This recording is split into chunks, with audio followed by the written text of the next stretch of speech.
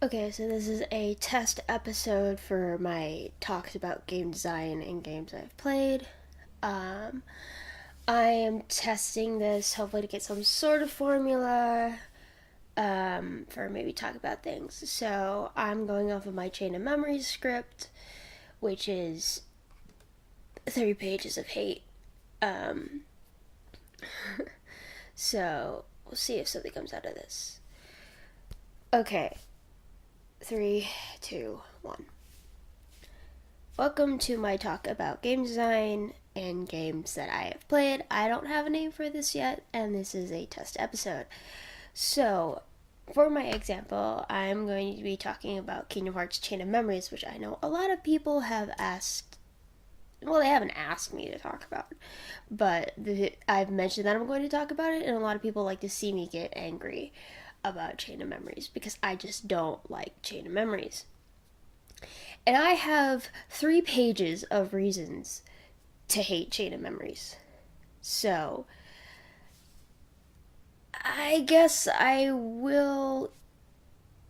Yeah, okay. So, I'm going to start off by giving a disclaimer that I have legitimately, strategically played Chain of Memories before. I'm. Granted, I have not played the original Game Boy version.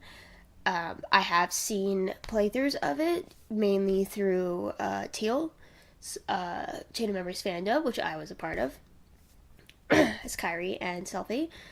Um, so I haven't played that. So I haven't played like the 2 dimensional gameplay of the original Chain of Memories. I've only played the 3D version of the PS2 and PS3, and I haven't played the PS4 version yet because I don't want to hate myself. I When I first finished Chain of Memories on the PS2, I had to do it in beginner. I could not finish the game otherwise. When I did the PS3 version, I did it on normal. So now, whenever I do a PS4 version, I will be doing it on proud so I can get the trophy stack. I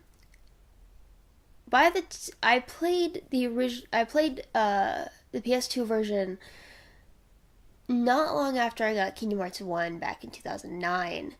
Um, but I never finished it, and I actually didn't finish it until after 3D came out. Um, so I know that the game tried to add a very strategic element of gameplay through the deck system. And the system is incredibly intricate. And I'm going to link Everglow's video about the cards and making a good deck because it goes into the points I'm going to make. So I have done the strategic elements. And for my Sora video, I can analyze the story, as you all seen by analyzing Sora's character throughout Chain of Memories. But overall, I put Chain of Memories at my, if you ask me to make a list, Chain of Memories would be my least favorite Kingdom Hearts game. Coded is above Chain of Memories. That's how much I hate it. I like Coded a lot, actually. I think the gameplay is very diverse. It and Chain of Memories fall into the same problem of rehashing worlds, though. So, you know, over that. So now we're going to talk about the hate that I have for this fucking game. So I have a couple points about the gameplay. So the overall gameplay is shorter than Kingdom Hearts 1. It's moving from an action RPG to a strategic RPG. I'll go into this in depth a little bit more, but immediately the game just feels so much slower than Kingdom Hearts 1. And if you move directly from Kingdom Hearts 1 to Chain of Memories, it's, to me, a tough transition. It's just because you have that opportunity for card breaks and, yeah, just overall, the navigation's slow of the areas. And I'll get into more of those points a little bit later. Do I talk about card breaks real fast? Hold on. I have a script here. It's probably the only game that I have a script for. Um, I'll get into that actually a little bit later then. My second point is that the game is really easy to break with slights, which are combos, you know. So, the boss battles, they move very quickly, especially Marluxia, who will load cards so fucking quickly. It's just, you have to spam your zeros so quickly. They, um, to me, it seems like they load and play cards faster than you do. So you're on a very reactionary mindset for this gameplay. And that's really tough, especially in Kingdom Hearts 1 where you're taking initiative, and especially if you are just basic Kingdom Hearts 1 and you put on Arrow and you just fucking tank yourself, because that's what you can do in Kingdom Hearts 1. That's what I did for my first like fucking 10 playthroughs of Kingdom Hearts 1 before I actually, you know, played a little bit more strategically. Same with Kingdom Hearts 2. You can just fucking tank your way through. It's great. You can't do that in Chain of Memories. And so the only way that you can get yourself out of a bind is with the slights, and it's just so easy to break. As soon as you get Lethal Frame and Sonic Blade, it's just, you've won every single battle.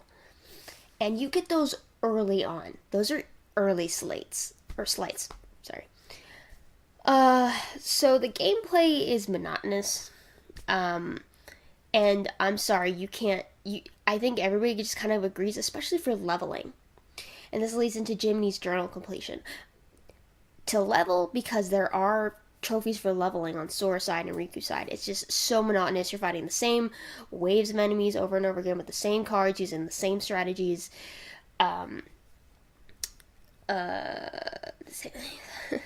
Same strategies over and over and over again. Actually skipped way far ahead. That's fine though. For Sora's side, I mean, actually no, I'll get back to that a bit later. So yeah, you know, and it's just those enemy cards. Oh my gosh, I'll get more into that a little bit later. So that's like the general overview. So my biggest problem is obviously the card system. And when Kingdom Hearts Key, back in its browser days, introduced a card system, I was terrified, but it worked out a hell of a lot better than what Chain of Memories does.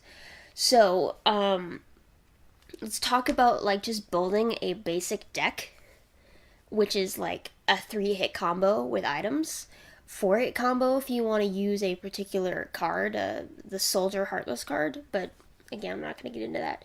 So, there are quite a few different factors. Let's see, you got the card cost, the types of cards, which break into Keyblades, item cards, magic cards, friend cards.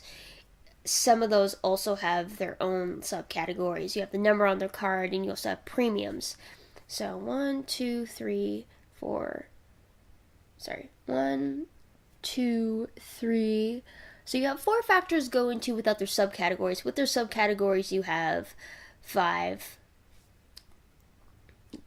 6, say if you count slights. So, let's just start with the Keyblade cards. They perform a different amount of damage in each stage of the combo. I did not know this until Everglow's video. So, the 3-hit combo, the first attack, the second attack, and then the third attack, right? Some Keyblades will do better in the first attack, some will do better in the second, some will do better in the third. And if you're doing a 4-hit combo, same thing applies. Whatever does better for the second will also do better for the third, and the third moves towards the fourth. So already, if you want an effective deck just with a 3-hit combo, you have to take into account how the Keyblades perform in each stage of the combo.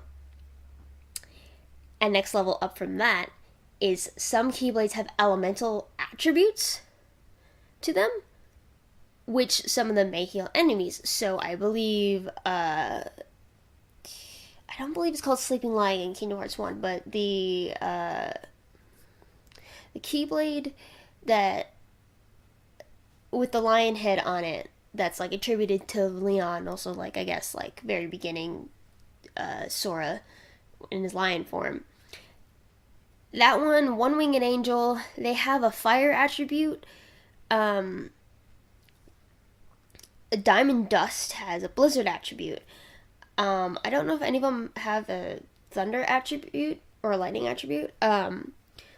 But particularly if you're dealing with, you know, any of the musical fairy Heartless or the wizards, you strike any of them with the right element, and for wizards, it's for every fucking element. It heals them. It's the same reason why, you know, you can't summon Donald in the Hades fight. For some reason, he'll just do fire most of the time, which heals Hades. So, sometimes the cards that are effective have an elemental damage, and so you might end up healing enemies instead of hurting them. So already right there, that's just a lot to go into. So then you have item cards, which of course you have ethers, potions, elixirs, which you get completely randomly. Same with Keyblade cards. Every card you get fucking randomly. You can't get a specific card, and I think I'll get into that a bit later. So the item cards do specific things. Potions replenish, I believe, all cards. Ethers, specifically magic cards. Elixirs, all cards plus premium cards. So you have to figure out which item card you have. Mostly you'll just be doing potions. There's also high potion cards. So that's not too difficult. Then you have magic cards, but you have fire, thunder, blizzard, gravity. But these also include summon cards. And so summon cards and magic cards have their own slights along, which is regular Keyblade cards. So you have to take into account the combination of the Keyblade cards, the magic cards, and the summon cards when putting them in your deck, just in case you need to do an emergency sleight, that you actually do a sleight, or it's just not, I'll get more into sleights a little bit later. Friend cards. You don't have any allies, which honestly, I really wish they would have changed. Because, it would have made things just a little bit more feasible.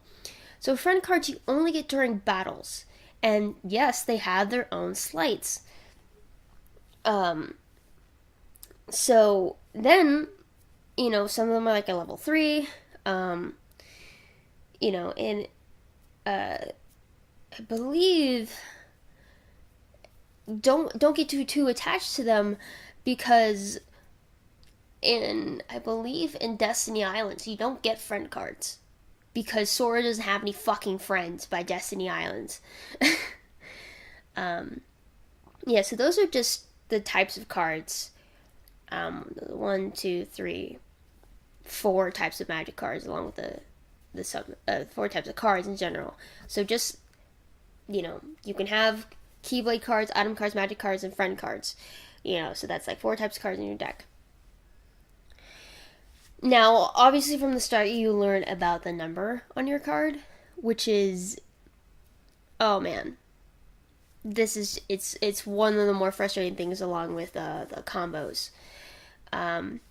So when I first played this game, I just sat down during the tutorial and I go, I'm playing a virtual game of war. Because that's literally all this is. You have to play a higher number than your opponent. You win if you play that higher number, but you lose if you play a lower number. And if you have, in Riku's case, the same card, you have to present cards and beat them to each other. That's basic war.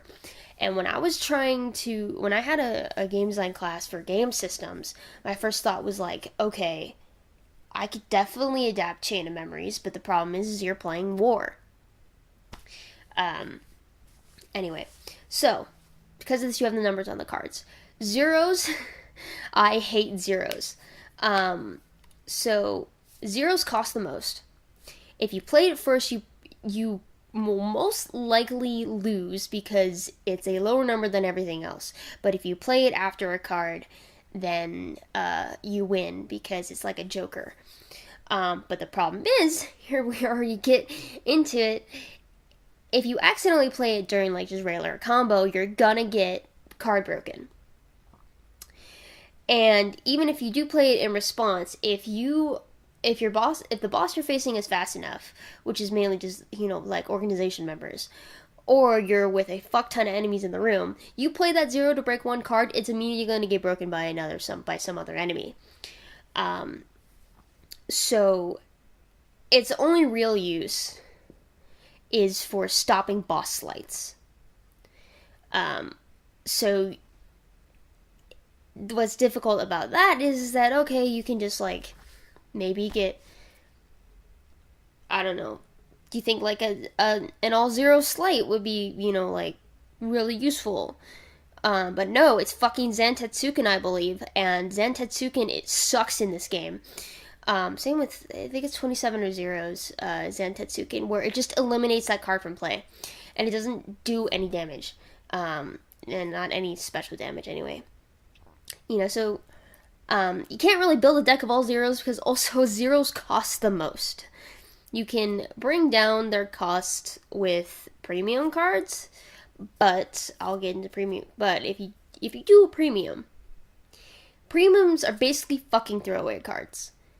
Because even though they cost less than the same number, it can't be reloaded unless you use an item card, which I believe is just elixirs and maybe high potions.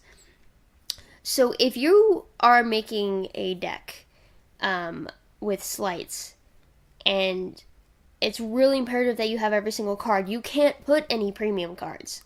If you rely on every single card and you're not okay with throwing away a card, you can't use premiums. I realized this a little too late when I first played, because I'm like, oh hey, these cost less, that's cool. Realized that they didn't come back after I reloaded, and I was pretty pissed. So in my opinion, they only use a throwaway card unless you have the special items. So, so the number of the cards range from 0 to 9, and so the cost goes up as the number goes up, with zeros, costing the most. So 9s cost the most other than zeros, so a deck of 9s is really good because you'll never get card broken in a regular combo, but unless it's by a slight or a zero. However, if you need to do an emergency slight, you're gonna do Zantetsuken, which does fuck all, as I've mentioned. So those are just like the numbers, right? Now the numbers of 3 cards determine the slight, which is, just like a regular combo, or a special move, rather, like Zantetsuken, or Strike Raid, or, fucking Fire Auga Burst, right? So, here's the thing, though. The first card using a slight is not reloaded unless you use a special item card, which is why most people use them use premium cards. That's why, I guess premium cards do have a use as that first card in the slight, because either way it's not going to come back once you actually have to reload. But not only do slights are determined by the number, but they're also determined by the types of cards. So by special magic cards, special types of Keyblade cards, I believe, in some very rare cases. And so the thing is that once you lose that first card, your slight in its original form is no longer useful. In order to complete the slight or use a different slight, you have to search around the deck. So you have to structure your deck if you're going to rely on slights, which you will. You have to structure it so that it can be viable after the slight can no longer be used, which means you have to either use the cards as is, or you arrange the cards in a way that a new slight can be used, which that's very difficult, and you just spend so much time trying to organize your deck to do this. So, to get a good deck, you need you'll probably want to include a basic 3-hit combo, but if you do, it will have to be it would have to make use of the Keyblade cards that do the most damage in specific parts of the combo. They have to be high enough not to be broken regularly, which is very difficult by the time you get to Castle Oblivion because Neo Shadows do 8s, or 9s even. I don't even know if enemies do 9s. High enough not to be broken regularly, and they have to take into account what elemental attributes they may have. You may or may not worry about this, but I do, especially like when I just don't want to deal with fucking wizards. I hate wizards. The slides of your choosing must be placed strategically into the deck so as to not break it when they can't be used normally. Otherwise, you're just stuck with a fucking gravity card that's like 3, right? Zeros and items have to be easily accessible, which the shortcut button helps with this, so that's alright. But those points, you have to take into account the card cost. You have to balance the card cost for all of them. So what this usually means is putting low number cards in slights. So your first or one of your cards in that slot is going to be a high number so that it's at least a 9 or above, or whatever. So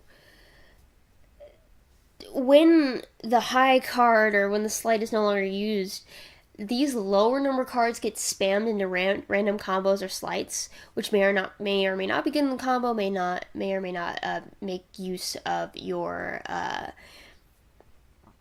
of the best of your abilities of the game, or they just get broken, especially when you use them.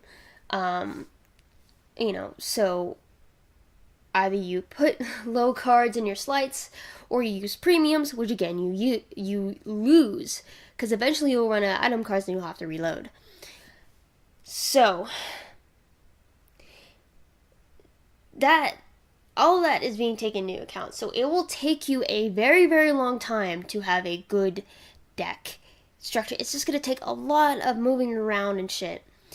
And the problem is, getting cards is entirely fucking random.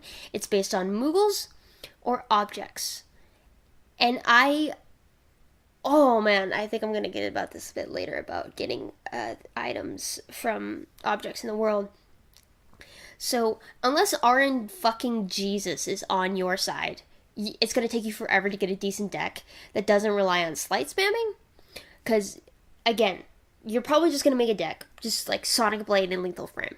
Just because it's so much easier to do that, as opposed to spending 10 minutes trying to make your fucking deck or fix up your deck structure. Because every single time that I try to do it legitimately, it just takes me so long just to move one card. So that's just the general card gameplay hate.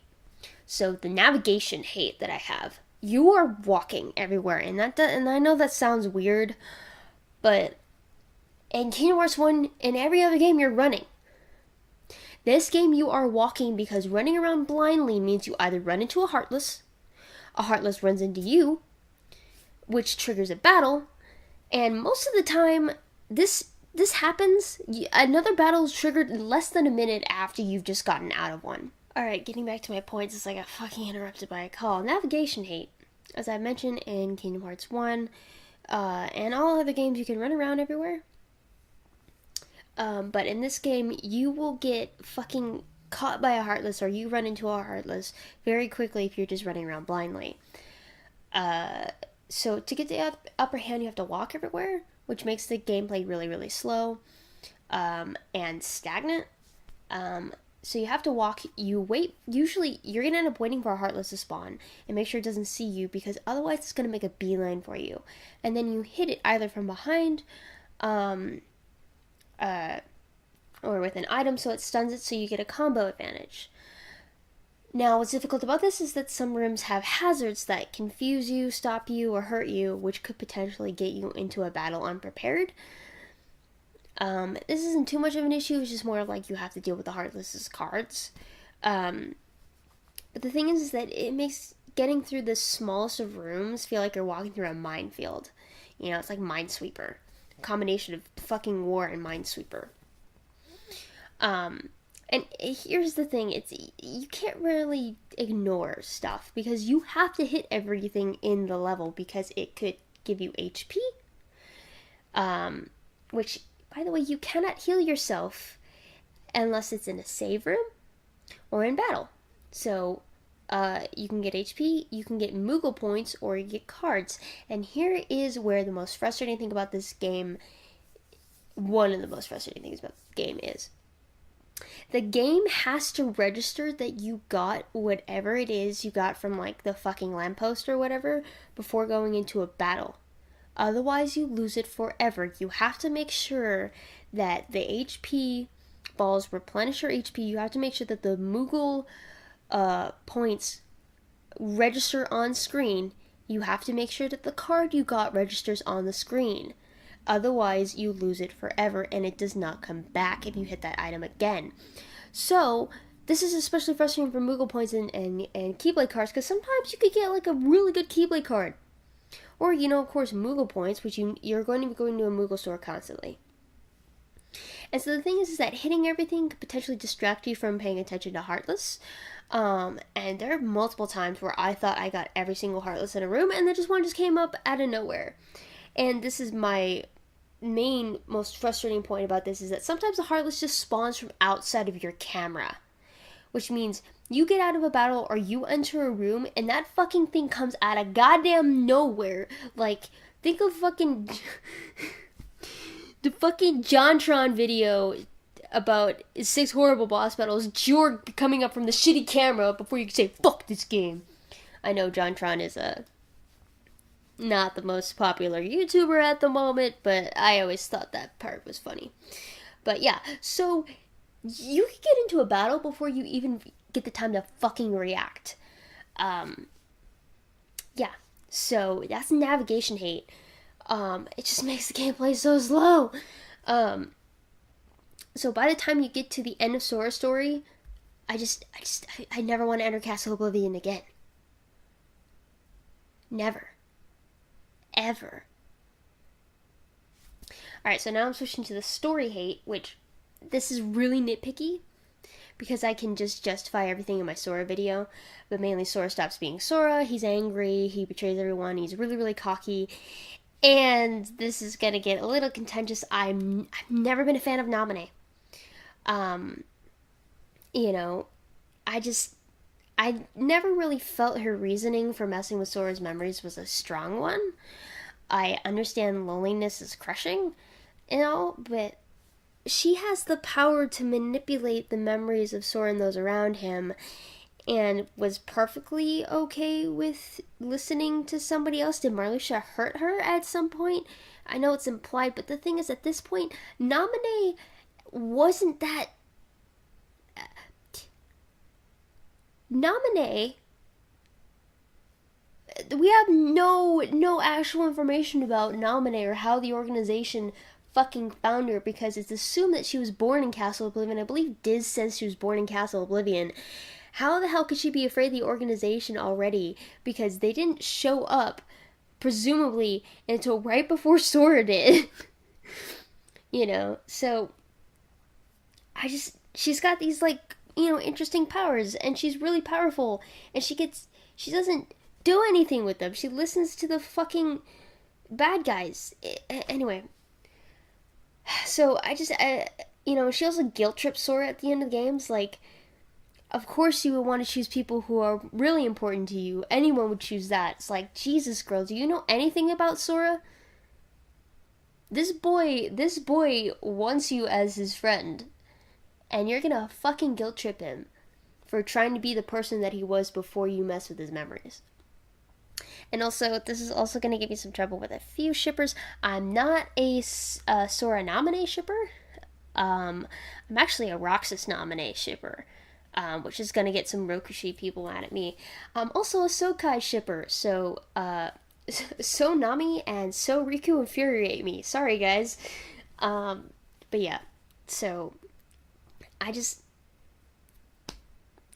never a fan of Naminé. So apologies for that. So, the most monotonous thing about this game is the leveling, as I've mentioned before, because you'll be fighting the same waves of enemies, using the same attacks over and over again, with no opportunity to actually spice up the gameplay. Because after a while, your deck just becomes really, really easy just to spam your slide or whatever, and there's really no fun way to change that at all. And so for the post game, for Sora's side of the story, you're going to be fighting, like in Castle Oblivion or Destiny Islands, which have the most annoying enemies. You got wizards, you got Neo Shadows, you've got the tornado steps, and after a while, it's just so monotonous, and you know which ones you're gonna get. And usually, if you have Quake and Fire Auger Burst or whatever, you just defeat the enemies in like 3 seconds, And so you're just constantly changing rooms, opening up rooms and shit. Luckily, the final remix versions, added final remix. That's The World Ends With You. Whoops. Luckily, the 1.5 added like extra cards for organization members, which adds a little bit of spice to gameplay, but really not that much. The only thing that you can do to really just try to break that up is completing Jiminy's Journal. And this means you're just gonna fight like tons and tons of enemies in huge rooms that eventually all look the same. And this is probably, I know I keep saying this, but this is probably the most annoying thing that can ever happen in a video game. It's getting the enemy cards for Jiminy's Journal. So, enemy cards have an extremely low drop rate. And only 3 room cards up that drop rate, but it only increases it by 2.5%. And you have to make sure that you defeat the last Heartless whose card that you want. And it's not guaranteed you'll get that card. If you don't want to fight like all those enemies all at once, you can use Warp and pray that you'll get the right card, but it's still the same thing. So it's going to take you years. Probably not years, but it's going to take you an unnecessarily long amount of time to complete Jiminy's Journal, just because of that simple, low drop rate of cards. It's absolutely ridiculous. And so, ending all this, we're going to end on Riku story hate. You don't get to modify the deck, which I'm okay with. I'm okay with like working with a deck that I've been given. I just wish that you could modify it, so you're not scrolling through the deck to get good cards. Wonderland's the worst because you have like 4s. It sucks. You're just going to be spamming slides again. These spamming slides will eventually enter you into dark mode, which are more powerful attacks and more powerful slides. But again, you're just spamming slides. And if you have a Mickey card, you can just spam Mickey slides, which are pretty powerful. Although I'm pretty sure they nerfed Inverse Burst. It's like shorter. And so I'm sorry, but I can smell the darkness plot point. It's weird. It results in the stupidest fucking dialogue in the entire series. I can smell you, Ansem. And then it never returns. I swear to God, if this comes up in Kingdom Hearts 3, I'm gonna throw my fucking controller. And to top it all off, Ansem is super creepy. It just makes every interaction between him and Riku very uncomfortable. It's very pedophilic, and it's just, it's so just uncomfortable. And so originally I was gonna have Lito talk with me about this because he has played the original Chain of Memories, but I just, again, I thought I'd just get this done. So yes, that's my 3 pages of Chain of Memories hate, me nitpicking and meticulously pointing out just how just annoying this game is. And in order to top everything off, I want to talk about a concept in game design called flow. Game flow is this concept where a player is ideally in like the perfect state of play, and for some people that means that they're totally invested in the game, but most of the time it's like they feel like they're part of the game world, and then they don't feel like it, and then back in and then back out. Kingdom Hearts 2, I think, is a perfect example of game flow. A lot of times you'll be like, God damn it, Sora, what are you doing? Or like, fuck, I got hit, right? That's like perfect. It's identifying with the game world and then not identifying with the game world, but it still feels good. When you get a card broken in Chain of Memories, you get a flash of bright light, this horrible boiling sound. Sora recoils, and it's such a just it's a bombardment of information just to say that you lost a card. It takes me personally out of game flow, because what happens then is like I was so confident in my combo, all of a sudden I just get boinged, and then I'm left sitting there for about like 2 seconds realizing, oh fuck, I got my card broken. I need to go into a new I gotta, you know, I'm describing like my thought process. I can't even process my thought process when I have a card broken, just because I'm just so scattered. And so what this happens is results in me getting hit a lot more than I want to. So it takes me out of game flow. It's such a visceral, loud, horrible experience to get your card broken. And so that doesn't happen anymore. I just hate it. And just having the card broken alone, that thought, it just makes me not want to play the game again. This is why Chain of Memories is my least favorite Kingdom Hearts game. I'm sorry for those who like it. But I really do hope that the reasons I've given aren't going to make people yell at me for saying that I don't understand how intricate the gameplay is.